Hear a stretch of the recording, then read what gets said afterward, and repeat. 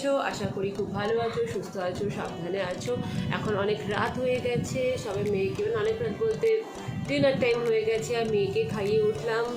আমার মেয়ের বয়স হচ্ছে 20 মাস আর আমার মেয়েকে খাওয়াতে যা নাজেহাল আমাকে হতে হয়, বাপরে বাপ, মানে সারাদিনে যা যা যতটুকু এনার্জি ডাউনলোড করি সেটুকু আমার মেয়ের খাওয়ানোর পিছনেই চলে যায়। তো যাই হোক, ওকে খাওয়ানো হয়ে গেছে, এবার ডিনার সার্ভ করতে হবে, সবাইকে খেতে দিতে হবে। আমি শাশুড়ি মা আছেন, সব একসাথেই দেবো। কিন্তু আজকে মজার ব্যাপারটা হচ্ছে আজকে ডিনার সার্ভ করতে হবে না। কেন হবে না? কারণ আজকে একটু হাজব্যান্ডের কাছে বায়না করেছিলাম, রোজই একঘেয়েমি, সকালে ঘুমতে করে রাতেও খাও, ও আবার মানে বোরিং লাইফ হয়ে গেছে। একটা লকডাউন, কোথাও যাওয়ার উপায় নেই, কিছু নেই, কোথাও বাইরে রেস্টুরেন্টে খাওয়ার উপায় নেই, কোথাও মানে মিনিমাম এনজয়টুকু করেনি বাড়ির বাইরে। তো ওরা বাড়ির মধ্যে একটু আনন্দ বলতে তো খাওয়াই, তাই একটু খাওয়ার মধ্যে হলাম ওকে তাদের বাইরে থেকে খাবার অর্ডার করতে। তো দেখলাম রাজি হয়ে গেল হাজব্যান্ড, তো বললো হ্যাঁ অর্ডার করছি। তো বাইরে থেকে অর্ডার করলো, বুদ্ধা বাইটস থেকে অর্ডার করেছে। তো দেখা যাক, খাবার এলে দেখবো কেমন হয়েছে, তোমাদেরকেও দেখাবো, শেয়ার করবো। অ্যাকচুয়ালি লকডাউনের টাইমে যখনই কোনো খাবার অর্ডার করা হয় না, ঠিক সেরকম টেস্ট বা সেরকম কোয়ান্টিটি সেরকম কিছু থাকে না। তো সেটা আজকে দেখা যাক। আজকে অনেক দিন বাদেই অর্ডারটা করেছে, প্রায় অনেক দিনই, মানে 1-2 মাস তো বলতেই পারো, কারণ ভালো লাগে না, পছন্দ হয় না। আগের আমি খাবার অর্ডার করেছিলাম, তো ঠিক আগেরবার যখন খাবার অর্ডার করেছিলাম সেগুলো খুব একটা ভালো ছিল না। তো তবু অনেক আশা করে মনে হলো যে আজকে অর্ডার করে দেখি। তো দেখা যাক কী হয়। খাবারটা আসুক বলেছিল, 10 মিনিট টাইম লাগবে, ট্র্যাক করে দেখা গেছে। তো আসলে পরে তোমাদের সাথে শেয়ার করব। ওকে, তো এসে গেছে খাবার, দেখা যাক কীরকম হয়।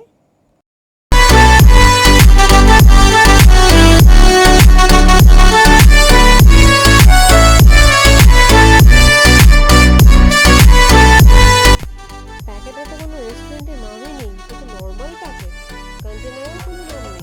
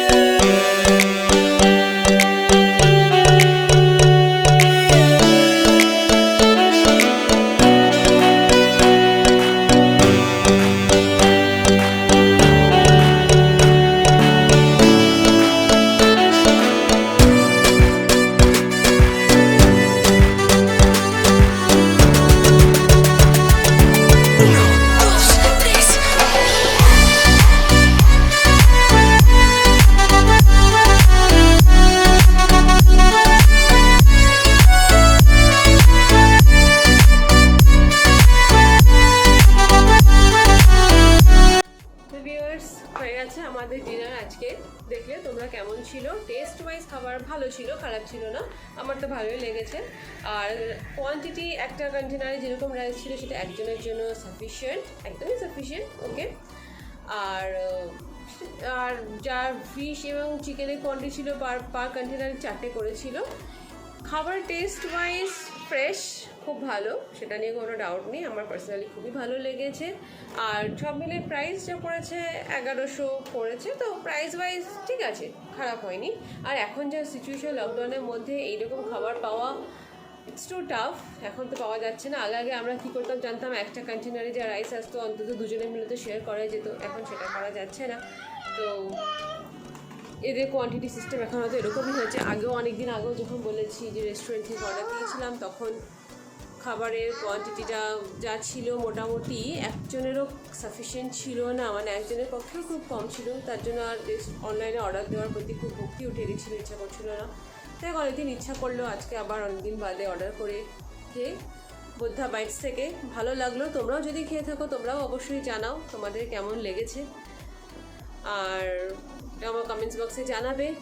যাই হোক, এখন অনেক রাত হয়ে গেছে, এবার শুতে হবে। তার আগে আমার একটা রোজ রাতে একটা ম্যান্ডেটরি কাজ আছে, সেটা হচ্ছে দই পাতা। হ্যাঁ, আফটার লাঞ্চ আমার দইটা প্রচণ্ড লাগে। চলো এখন দইটা পাতবো, পাততে পাততে একটু গল্প করে নিই, তোমাদের সাথে শেয়ার করাও হয়ে যাবে। তো তোমাদের কেমন লাগলো আমাকে জানাবে কমেন্টস বক্সে। ওকে, লেটস গো, দইটা পেতে ফেলি। দই পাতা সরঞ্জাম মোটামুটি রেডি করে ফেলেছি। দুধটা আগেই জাল দিয়ে রেখেছিলাম, মনে হচ্ছে ঠান্ডা ঠান্ডা। হ্যাঁ হ্যাঁ ঠিক আছে, এটা যেটা আছে পেতে ফেলা যাবে। দইয়ের রাসটা শেষ হয়ে গেছে, তো আজকে আবার দই আনিয়েছি। রাস শেষ হয়ে গেছে বলতে ভুল হবে বলাটা, আমি রাস রাখিনি, কারণ একটা রাস আমি বেশি দিন ইউজ করতে চাই না। রাস অনেকে আবার বলে সাজু, আমার শ্বশুরের কাছে সাজু বলে, আবার মায়ের থেকে শুনেছি রাস।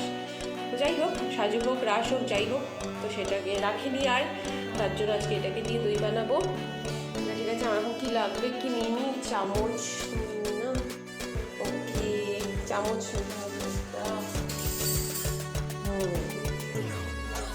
এবার এটা খুলে নিই।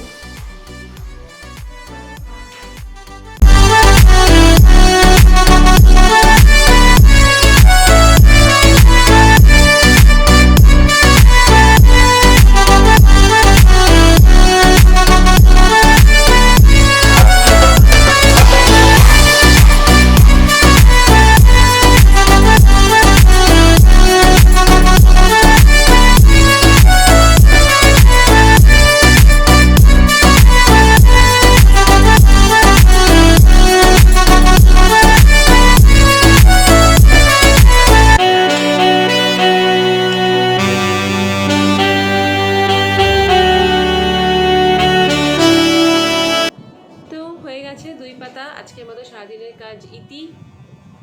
আমার তো বেশ ভালোই গেল রাতটা, মানে এই সারাদিনের ওই রোজ থরবড়ি খাড়া করে তো রেখে আমি কাজের থেকে একটা রাত একটু ছুটি পেলে বেশ ভালোই লাগে, খারাপ লাগে না।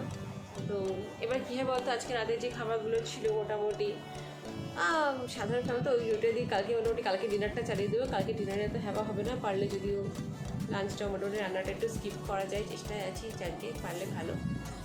তাহলে ঠিক আছে, দেখা যাক। তো কেমন তোমাকে জানিও বন্ধুরা, কেমন লাগলো ব্লগটা তোমাদের কমেন্টস বক্সে জানাবে।